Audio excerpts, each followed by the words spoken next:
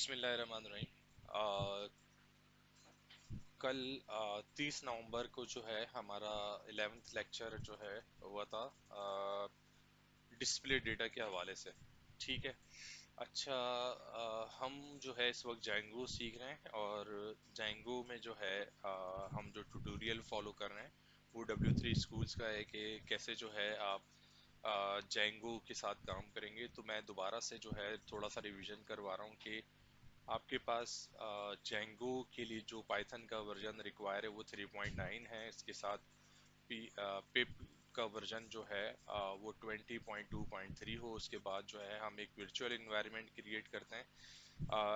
Virtual environment create करने के लिए जो कमांड है वो हमारे पास py-m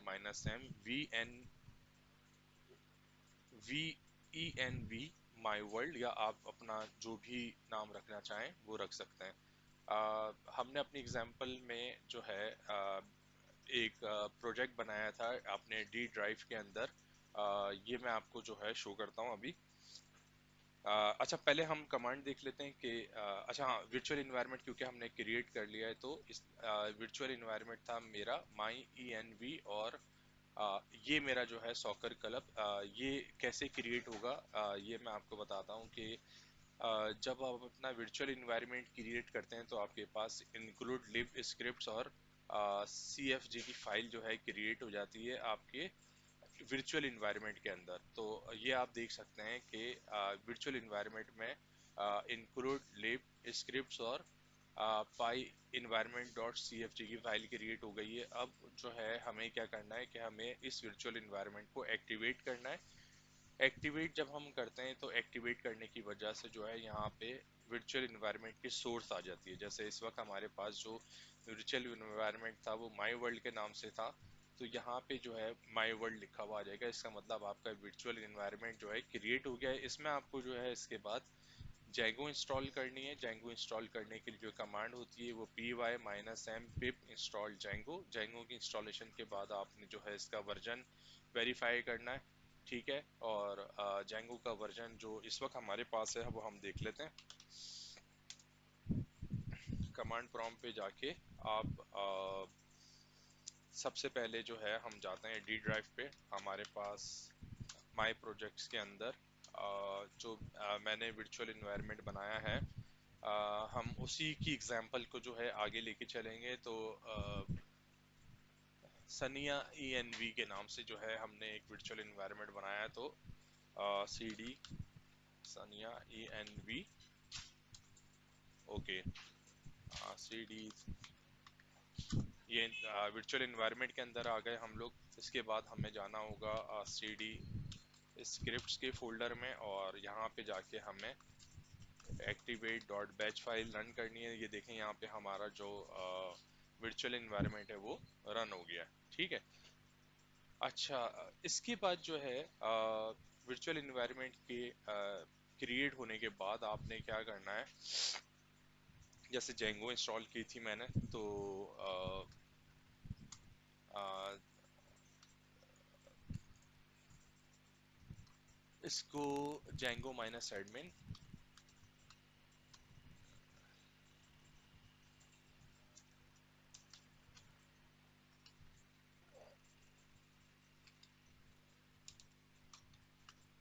Django minus admin minus minus version से आप यहाँ पे जेंगो का वर्जन भी देख सकते हैं। 5.1.2 जो है मेरे पास इंस्टॉल हुआ हुआ है। ठीक है। अच्छा, अब उसके बाद क्रिएट प्रोजेक्ट करने के लिए कमांड इसकी होती है जेंगो माइनस एडमिन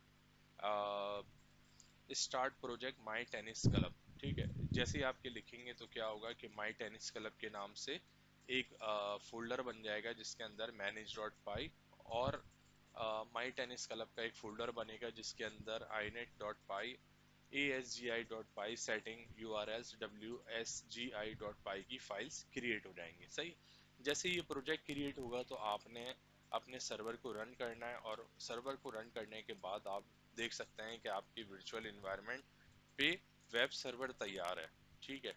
अच्छा, इसके बाद जो है आपने एक ऐप क्रिएट करनी है। जैसे मैं एक मेंबर का जो है ऐप बनाना चाह रहा हूँ, तो मेंबर की ऐप बनाने के लिए मुझे ये कमांड लिखनी पड़ेगी, स्टार्ट ऐप और मेंबर्स। तो माई टेनिस क्लब के अंदर जो है एक फोल्डर और बन जाएगा मेंबर्स का। इसको हम देख लेते हैं साथ साथ। ये देखें, ये टेनिस क्लब का जो फोल्डर है इसके अंदर मेंबर्स का एक और फोल्डर बन गया और इसके अंदर ये फोल्डर स्ट्रक्चर है। ठीक है।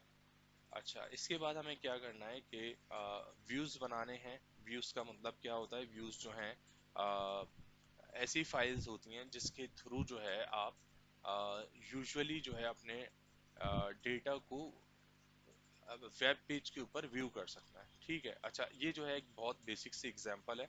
इसके अंदर एक मेंबर का फंक्शन बना के इसके अंदर हेलो वर्ल्ड को रिटर्न कराया हुआ है। ठीक है। ये चीज़ें जो है हम लोग अपने प्रीवियस लेक्चर में कवर कर चुके हैं, और ये सारी चीज़ें जो है जेंगो फर्स्ट प्रोजेक्ट के अंदर जो है मैं कवर कर चुका हूँ। तो अब जो है हम थोड़ा सा नेक्स्ट लेवल की तरफ जाएंगे कि यूआरएल्स जो है हम मेंबर के फोल्डर के अंदर urls.py का जो है एक वो बनाएंगे। एक काम करता हूँ मैं कि अपने पास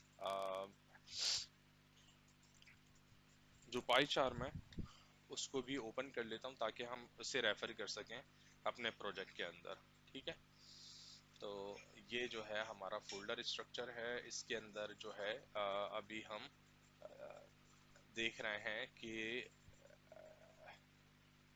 ये जो है views.py का की फाइल है। इसके अंदर कुछ एक्स्ट्रा कोड लिखा हुआ है, लेकिन इसी व्यू के फाइल के अंदर ही जो है हमें अपना कोड लिखना है। ठीक है। अच्छा, इसके बाद जो है हमें एक टेम्पलेट बनाना है, और उस टेम्पलेट का नाम हमने रखा था my first डॉट html।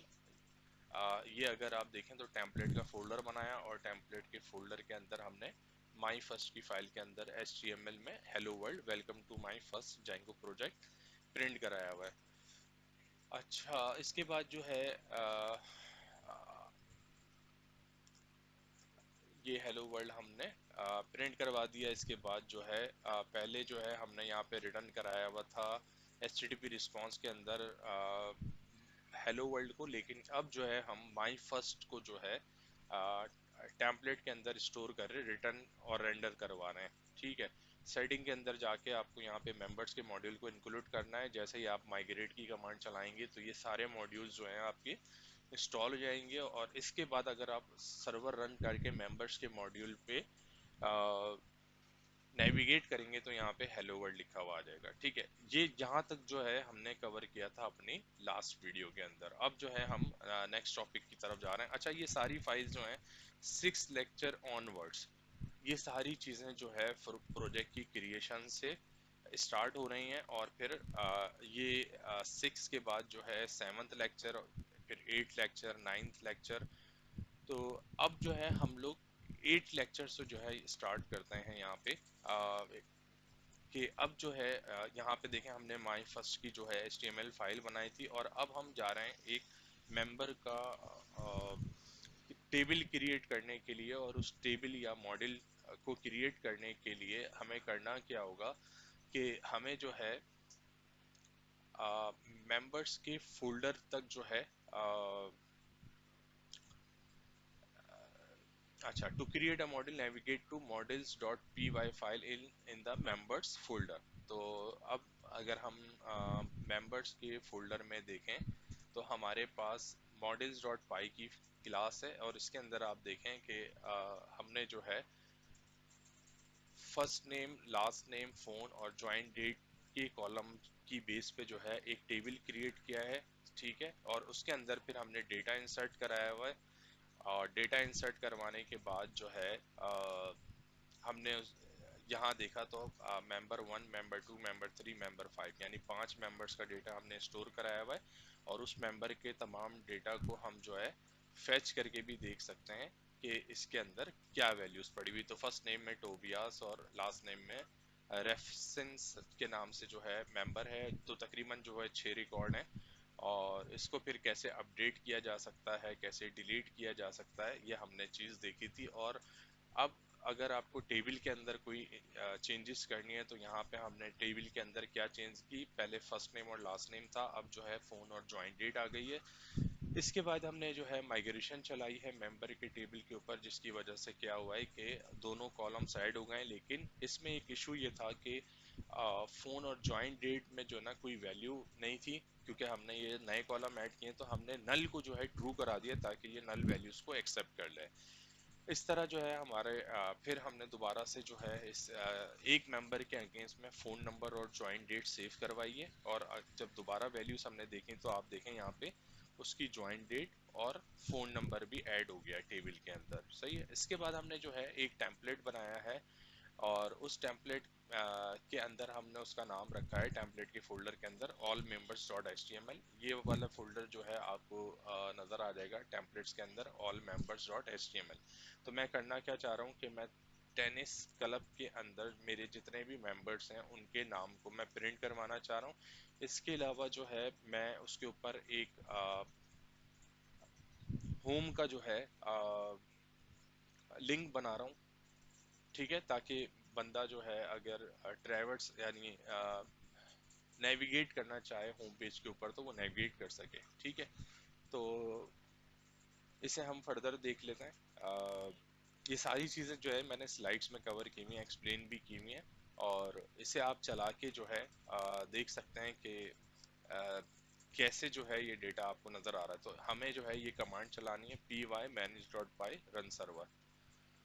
तो मैं आता हूँ और यहाँ पे मुझे कमांड लिखनी पड़ेगी cd और py manage.py run server। देखें यहाँ पे जो है सर्वर मेरा रन हो गया और उसका बाय डिफॉल्ट जो यूआरएल है वो ये आ गया। ठीक है, इसको मैं कॉपी कर लेता हूँ और अपने पास यहाँ पे आके इसको पेस्ट करता हूँ। ठीक है, तो आप देखें यहाँ पे माई टेनिस क्लब लिखा हुआ आ गया, मेंबर्स की हेडिंग आ गई है। और अगर मैं यहाँ पे चेक आउट ऑल मेंबर्स पे क्लिक करूँ तो ये सारे मेंबर्स का डेटा आ गया। अगर मैं इस मेंबर, अच्छा ये देखें ये वो होम का लिंक है जो हमें दोबारा से जो है इधर ले आएगा। और अगर मैं किसी मेंबर पे क्लिक करूंगा तो उस मेंबर का नाम और उसकी डिटेल्स, कि उसका फ़ोन नंबर और उसने कब ज्वाइन किया वो आ गया। और यहाँ पे दोबारा जो है हमारे पास मेंबर्स का एक लिंक आ गया, जिसकी मदद से मैं दोबारा इस पेज पे वापस आ गया और यहाँ मैं होम पे ट्रैवर्स करके चला गया हूँ। तो ये सारी चीज़ें जो है हमने कवर की हैं 11th लेक्चर पे। मैं 11th लेक्चर को दोबारा से आपको बता देता हूँ कि इसके अंदर हमने एक मास्टर टेम्पलेट बनाया है। और मास्टर टेम्पलेट में हमने जो है क्या किया है कि इस मास्टर टेम्पलेट को हम अपने जितने दीगर टेम्पलेट्स हैं उनके अंदर क्या करेंगे, इनहेरिट करेंगे। यहाँ पे एक्सटेंड्स का कीवर्ड यूज हुआ है जो कि मास्टर टेम्पलेट को जो है इनहेरिट कर रहा है अपने चाइल्ड के अंदर। अच्छा, ये डिटेल्स हैं जो हमने प्रिंट कराई हुई हैं, जो आपने देखी थी अभी वेब पेज के ऊपर। जैसे ये मास्टर टेम्पलेट से जो है डेटा उठ के आ रहा है। और ये हमारी जो है इंडेक्स की फाइल है, main dot H T M L के नाम से हमने बनाई हुई, जिसके ऊपर जो है ये हेडिंग लिखी हुई आ रही है माई टेनिस क्लब और माई।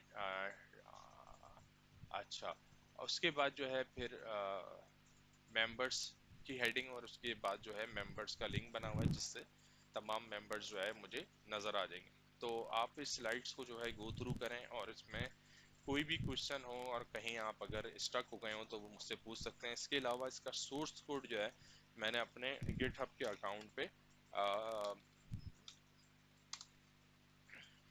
स्टोर भी करा दिया है। नई रिपोजिटरी है फर्स्ट जेंगो प्रोजेक्ट के नाम से। यहाँ जाके जो है आप सारे जो इस कोड है इसको व्यू कर सकते हैं। जैसे मेंबर्स के मॉड्यूल में ये सारी जो हैं फाइल्स मौजूद हैं। ठीक है, और माइग्रेशंस के अंदर जो हमने स्क्रिप्ट बनाने, टेबल बनाने का जो स्क्रिप्ट लिखा था वो मौजूद है। और इसके अलावा जो है हमारे पास इस फोल्डर स्ट्रक्चर में हमने जो व्यूज लिखे हैं, जो यूआरएल की फाइल बनाई है वो मौजूद है। तो आप इससे जो है अपनी हेल्प भी ले सकते हैं। तो आज का मैं लेक्चर जो है यहीं ख़त्म करता हूँ। I hope it will be very helpful for you. Thank you very much for watching.